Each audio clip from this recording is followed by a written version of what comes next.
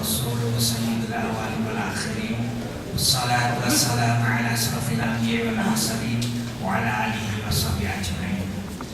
Jamaah rahimahumullah, kita bersyukur sekali Allah telah berkenan menjadikan takwa sebagai pakaian orang-orang yang saleh, orang-orang yang senantiasa berusaha mengisi hidupnya dengan tetap berada di jalan Allah Subhanahu wa Ta'ala.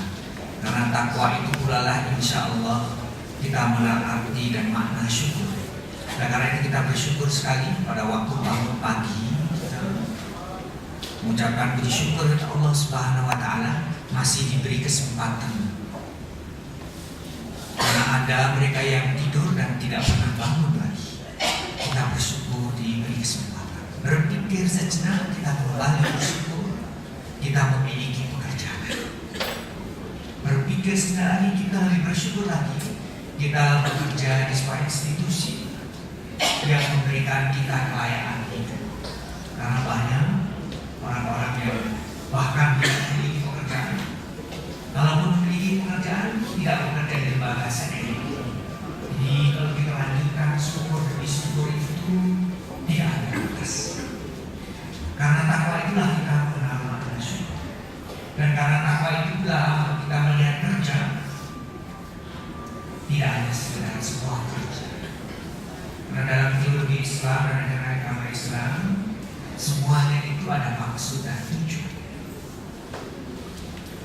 Apakah melihat kerja hanya sebagai kerja tanpa menengok lebih dalam itu bisa berakibat negatif? Tentu, contoh memberikan kita banyak sekali. Kadang-kadang kita juga tidak paham. Ada sebuah institusi yang sedemikian besar dan kaya, para manajernya, di manajernya pun gajinya kalau dirupiahkan satu bulan berkisar beberapa miliar rupiah. Bonusnya di akhir tahun mungkin juga miliaran juga. Penghasilan institusinya barangkali triliun.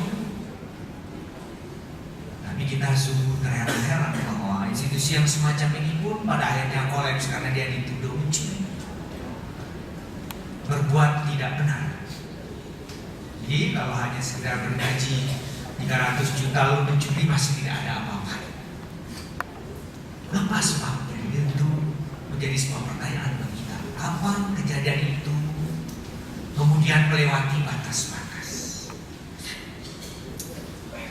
Sering saya bertanya-tanya, ada kalanya ambisi itu diperlukan karena dia menggerakkan kita untuk bekerja dengan lebih baik, karena kita ingin melewati jenjang karir sampai ke tingkat yang tinggi. Itu biasanya ada dorongan ambisi, sehingga kita mau bekerja lebih keras, mau bekerja lebih sungguh-sungguh, mengejar kinerja terbaik, sehingga siapapun melihat dan akhirnya terpromosikan kita menuju jenjang yang lebih tinggi. Jadi nampaknya diperlukan ambisi. Tapi apakah benar kalau keinginan kuat untuk mencapai jenjang tertinggi itu lalu ditempuh dengan cara intrik kiri kanan, memberikan informasi tidak benar dalam rangka mempromosikan diri sendiri? Ini sebuah pertanyaan yang perlu kita jawab, karena manusia memang menginginkan kehidupan yang lebih nyaman, menginginkan penghargaan dari lingkungannya. Ada kebutuhan untuk mengekspresikan diri. Standar pemahaman psikologis seperti itu. Jadi apa yang bisa mengerem supaya tidak melanggar batas-batas kepatutan, tidak melanggar norma-norma dan etik yang dianggap sebagai nilai-nilai luhur? Ini sebuah pertanyaan. Pertanyaan ini bisa karena memang sifatnya kekinian di dunia, tapi juga karena ada sebuah keinginan kuat pada saat harus kembali nanti Allah berkenan dan memberikan perkenan agar kita bisa menatap wajah. Ini sebuah hal yang perlu kita renungkan. Ajaran agama kita tadi saya sebutkan tidak ada sesuatu yang tanpa maksud dan tujuan. Tidak ada penciptaan yang sia-sia. Rabbana ma khalaqta hadza batila. Ini poin pertama. Ada maksud dan tujuan. Kemudian kita mengorek lebih dalam lagi menengok tujuan terbesarnya apa. Mungkin bisa ditengok wa idz qala rabbuka lil malaikati inni ja'ilun fil ardi khalifah. Dan ingatlah ketika Allah Tuhan Rabbi pencipta alam semesta ini mengemukakan kehendak, yaitu berkehendak untuk mengangkat khalifah yang mewakilinya dalam tanda petik untuk mengelola dunia. Ini yang kedua. Yang pertama adalah bahwa tidak ada yang sia-sia, ada maksud dan tujuannya. Kemudian bahwa ternyata kehadiran kita itu membawa sebuah misi, yaitu mewakili dia untuk mengelola dunia. Oleh karena itu kita melihat manusia diciptakan dengan banyak sekali was-was. Banyak sekali kita memiliki was. Bayangkan kalau kita tidak memiliki was-was lurus saja.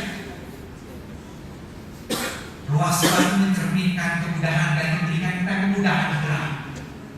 Dan kita tahu dengan gerak itu timbul ada sebuah karya yang dihasilkan oleh sebuah kerja. Jadi sebetulnya semua yang ada di tubuh kita itu diciptakan dan kita bisa memikul amanah kekhalifahan itu. Tugas kerja. Lalu yang ketiga pertanyaannya, apa wujud bentuk tugas kekhalifahan ini? Dalam skala yang besar sebetulnya singkatnya adalah memakmurkan, begitu kalau punya Al-Quran. Dan pada dasarnya menjaga keseimbangan, balance.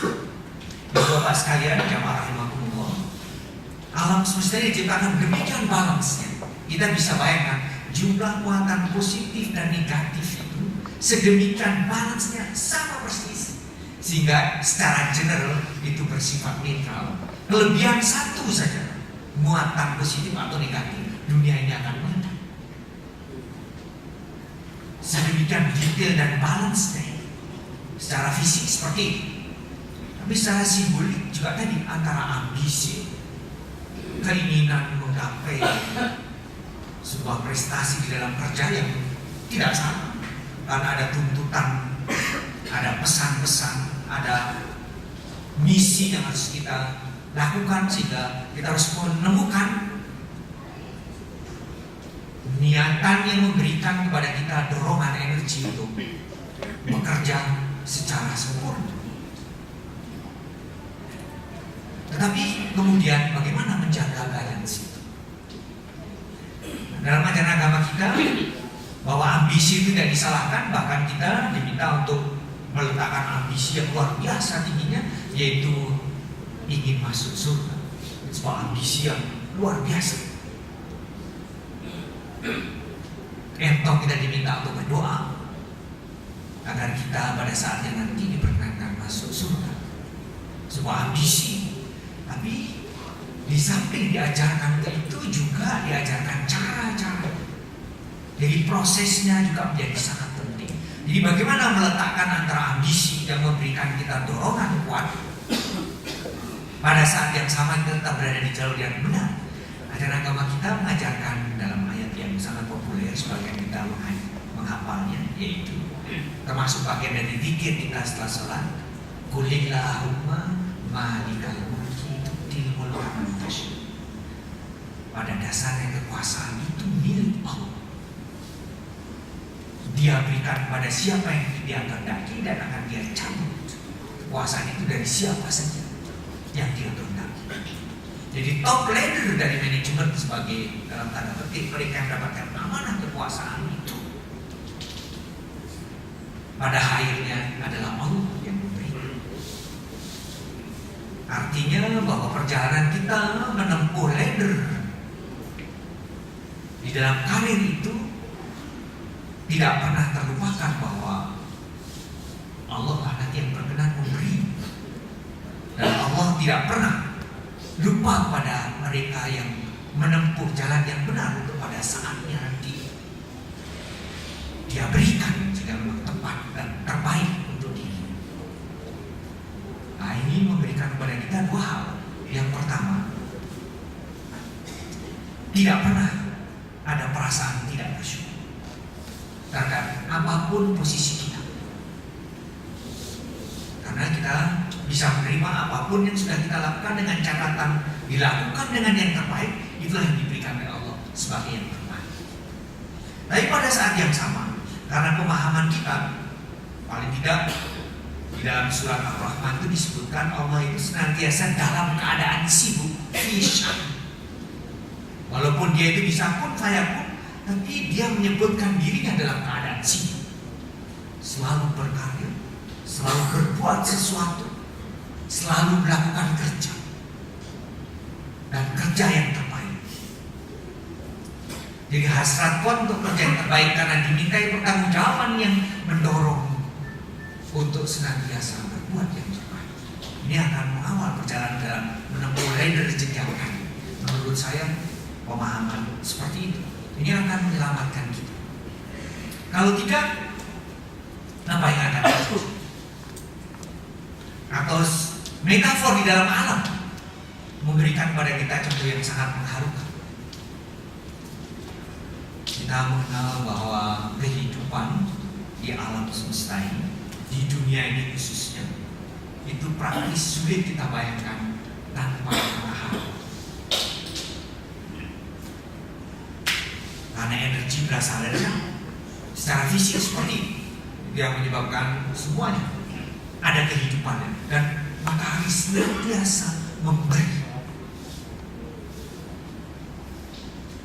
Tapi apakah dengan demikian matahari boleh bersombong dibandingkan dengan sekuntum bunga yang berada di tempat terpencil, dia mekar, kemudian dalam 1 minggu kemudian dia mati? Matahari sampai sekarang masih bersinar entah berapa miliar tahun lagi. Bunga mungkin hanya 1 minggu. Kalau kita pandang fungsi dan tugasnya masing-masing, masing-masing memiliki fungsi dan tugas, maka keduanya tidak bisa saling mengejek dan menyombongkan diri. Karena tugasnya itu yang diberikan Allah Subhanahu wa Ta'ala.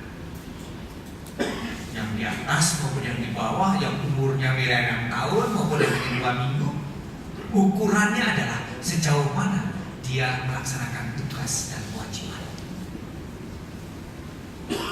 Selama dia melaksanakan tugas dan kewajiban yang dibebankan kepadanya dilaksanakan dengan baik, maka Allah jualah nanti akan memberikan penilaian. Nah, dalam bekerja, saya berpendapat seperti itu. Manakala kita mengerti benar tugas dan kewajiban kita, mulai dari tingkatan yang tertinggi sebagai khalifah terus diturunkan. Kalau dalam skala kehidupan berbangsa, tugas kita juga jelas dalam Al-Quran. Wa kadzalika ja'alnakum ummatan wasatan litakunu syuhada'a 'alan nas wa yakuna ar-rasulu 'alaikum syahida. Jadi kalau diturunkan setelah khalifah, individu sifatnya turun lebih tinggi, itu sangat tinggi khalifah, turun lagi sudah mulai membentuk kelompok kita sebagai bangsa, katakanlah seperti itu. Yang mayoritas adalah pemeluk beragama Islam, maka tugas yang jelas di ayat tadi surat Al-Baqarah. Dan demikianlah kami jadikan kalian wakadzalika ja'alnakum ummatan wasatan litakunu syuhada'a 'alan nas, umat pertengahan, sehingga kalian bisa menjadi saksi di hadapan umat manusia. Karena kalian beriman pada kitab suci Al-Quran, seharusnya bisa menjadi saksi bahwa kalian umat pertengahan, seimbang, balance, patut menjadi teladan. Mengapa demikian? Karena agar Rasul nanti berkenan menjadi saksi pada saat kita diadili di padang mahsyar. Jadi di tingkat lebih turun lagi setelah khalifah, kemudian bersama-sama kita berbagai dari bangsa, tugas kita jelas. Bagaimana caranya agar bangsa ini mampu menjadi teladan? Mengapa harus menjadi teladan? Karena sebagian besar mayoritas beriman pada Al-Quranul Karim. Ada ini. Kalau tidak, apa yang akan terjadi? Orang tidak percaya bahwa ini adalah berasal dari pencipta alam semesta.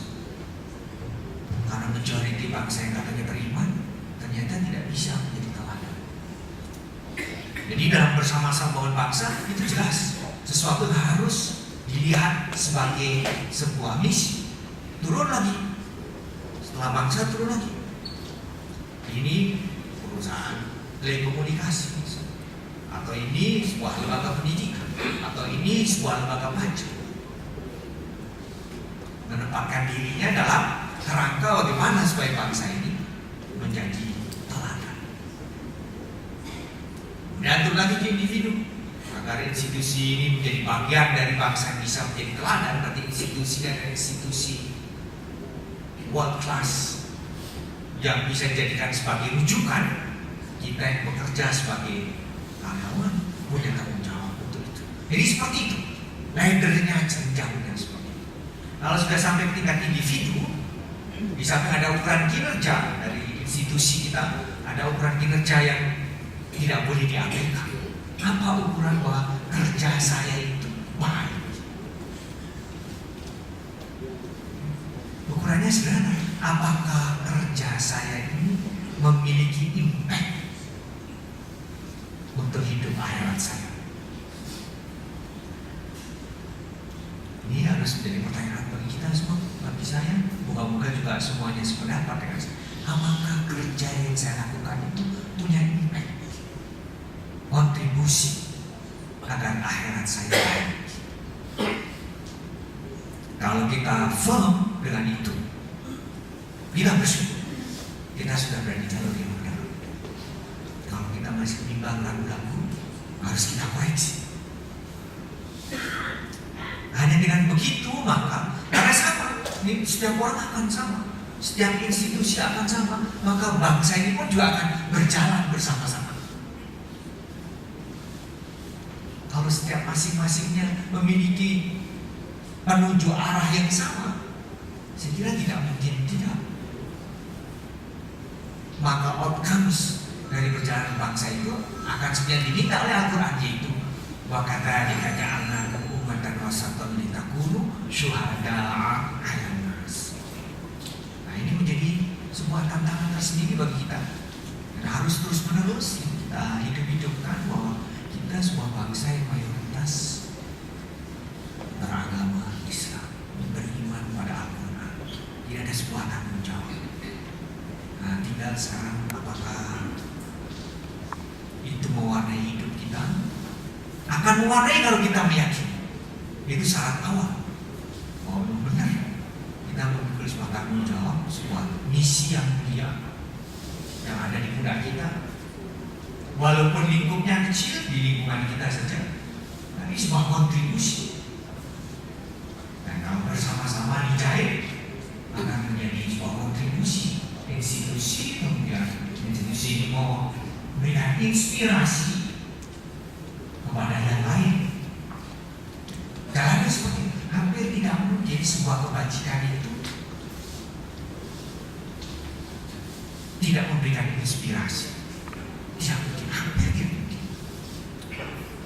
Saya kira semua sekarang kalau melihat ada sesuatu yang baik, cepat atau lambat akan menengok, akan mempelajari, akan mengikuti.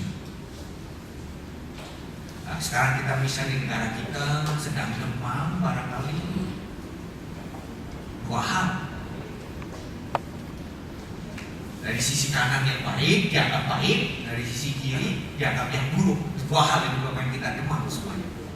Yang kanan bisa menyebabkan orang mencoba menengok, mempelajari dan sebagainya. Tentu sesuatu yang dianggap luar biasa prestasinya dalam tanda kutip. Apa barangkali fenomena yang barangkali dilihat oleh semua orang, barangkali fenomena Jokowi. Saya kira semua kepala daerah sekarang akan mencoba meniru dia, karena dia memimpikan suatu saat dia memiliki ladder politik seperti itu. Nah, ini sesuatu yang baik. Satu sisi lagi barangkali yang masih hangat pada kasus seorang guru besar, kita semua membacanya. Bagaimana mungkin sudah mendapatkan penghasilan seperti itu masih bisa terpancing? Benarkah itu kepancingan atau berangkai kecepatan, sesuatu kanan dan kiri. Tapi memberikan kita perhatian sesuatu yang ekstrim. Tentu kita ingin menengok ekstrim yang baik. Ekstrim yang baik. Institusi ini memberikan ekstrim yang baik. Sudah mulai mempelopori corporate university misalnya. Mungkin juga terilhami oleh apa yang terjadi di tempat lain, korporasi, universitas berkembang pesat, mewarnai dan akhirnya membangun bangsanya seperti Bell Labs Laboratory. Bell Labs Laboratory juga semula dikembangkan oleh sebuah perusahaan telecommunication yang Serikat. Nah, akhirnya dia mempelopori penemuan-penemuan teknologi yang menyebabkan bangsa itu menjadi luar biasa sekarang. Dipelopori oleh satu korporasi. Ini juga sebuah korporasi hampir sama mempelopori membangun sebuah corporate university yang mulai itu sementara di Pertamina dan juga corporate university. Semen Gresik juga sudah membuat semacam walaupun pada level university. Saya kira mungkin diterapkan oleh Telkom yang memulai. Jadi kebajikan tidak pernah dilupakan oleh Allah SWT. Manakala tiba saatnya, lalu semua orang percaya. Yang negatif, bila orang akan percaya, dia akan berpikir 2-3 kali, berpikir lebih dalam lagi, dan akhirnya pasti akan kembali percaya bahwa Allah itu ada. Jadi strukturnya seperti itu dalam ajaran kita di dalam memandang kerja. Ukurannya sebenarnya ukuran sukses itu sebenarnya dalam ajaran agama kita. Apakah itu memberikan impact pada akhirat saya? Kalau memberikan impact, kita boleh mengatakan sukses. Dan reportnya kita tidak tahu sukses atau tidak kecuali nanti. Ini berarti memberikan terus-menerus self-regulasi. Kita terus-menerus melakukan feedback, perenungan. Sudahkah berada di jalur itu?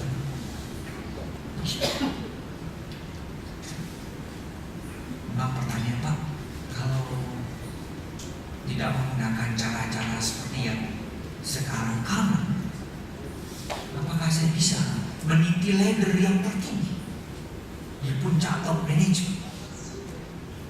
Tentu jawaban kita juga harus bisa. Apakah benar kalau jujur itu akan bawa kemunculan? Benar. Jawabnya itu harus yakin pasti gitu. Tidak ada keraguan di sini. Bukannya jujur itu akan hancur. Jangankan mencari yang haram pun sulit. Nah itu sudah salah. Memiliki falsafah seperti itu sudah memberikan discouragement pada kita. Kita harus berani kokoh mengatakan tidak. Jujur akan bawa pada kemunculan. Di jalan yang benar, kalau membawa kebaikan, impact pada akhirat kita akan pasti sampai pada top dan ladder management. Kalau ada yang melakukan dengan cara tidak benar, kita tidak memperbaiki. Kalaupun sampai kita pensiun tidak sampai di top ladder management, apa berarti kita gagal? Tidak salah. Karena ukurannya kita bukan itu. Tapi kalau kita diberi amanah top ladder management, kita mengerti betul di situ ada pertanggungjawaban yang tidak ringan. Tentu lebih berat pertanggungjawaban dibandingkan yang di bawah. Itu sudah pasti. Sehingga Umar tidak mengizinkan anaknya untuk menjadi khalifah. Karena pertanggungjawabannya terlalu berat. Cukup dari keluarga Khattab satu saja. Jangan sampai itu. Pertanggungjawabannya tidak benar. Tapi apakah dengan demikian mengurangi kerja kesungguhan kita? Tidak akan pernah. Karena kita yakin Allah menyaksikan kesungguhan kita. Dan ini yang penting juga harus kita garis bawahi. Surga tidak pernah mudah didatangi. Tidak pernah mudah. Kalau Al-Quran disebutkan jalan mendaki lagi sulit. Disebutkan seperti itu. Jalan mendaki lagi sulit, jadi jalan golongan kanan. Eksplisit mendaki lagi sulit. Tapi bukan sebuah pemustahil. Nah, moga-moga kita betapapun kecilnya bisa memberikan kontribusi untuk membuat institusi ini menjadi lebih baik, sehingga betul-betul menjadi suatu pelita di tengah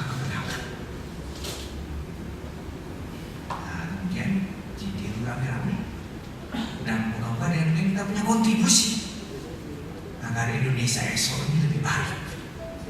Nah demikian pada suatu saat nanti memang kontribusi kita kecil, usia kita juga pendek, itu kecil, tapi moga-moga dicatat sebagai kontribusi agar bangsa ini bisa menjadi teladan. Karena sebagian besar penduduknya beragama Islam, beriman pada Al-Quran. Moga-moga dengan demikian ujungnya pada saat di alam mahsyar Rasul itu berkenan memberikan syafaat dan mengakui kita sebagai umatnya. Itu memberikan pada kita istilahnya sense of direction arah. Dan kemana kita di dalam misi hidup usia menempuh dari jenjang kerja itu harus menempatkan diri. Namun pada demikian kita selamat dan selamat. Sehingga pada saatnya nanti Allah itu tidak memalingkan wajah. Karena yang kita maksudkan adalah dalam hidup itu Allah berkenan menerima amal ibadah kita melalui kerja. Semoga Allah berkenan untuk itu dan memberikan keberkahan di dalam mengisi usia kita melalui kerja di institusi kita. Billahi taufiq wal hidayah. Assalamualaikum warahmatullahi wabarakatuh.